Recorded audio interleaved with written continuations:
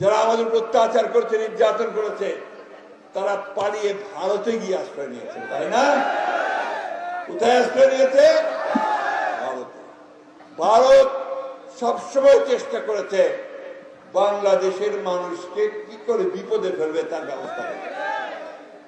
পানির হিস্সা আমাদের দেয় নাই, তিস্তার হিস্সা পাই নাই, ফারাক্কার ন্যায্য হিস্সা পাই নাই, কোন নদীর ন্যায্য হিস্সা আমরা এখন পর্যন্ত পাই নাই। আমাদের সীমান্তে গুলি করে হত্যা করা হয় নিরীহ মানুষদেরকে, পৃথিবীর কোন দেশে তা হয় না, হয় না। আমাদের নির্বাচনগুলোতে অতি হস্তক্ষেপ করেছে, বিগত নির্বাচনগুলোতে তারা হস্তক্ষেপ করেছে।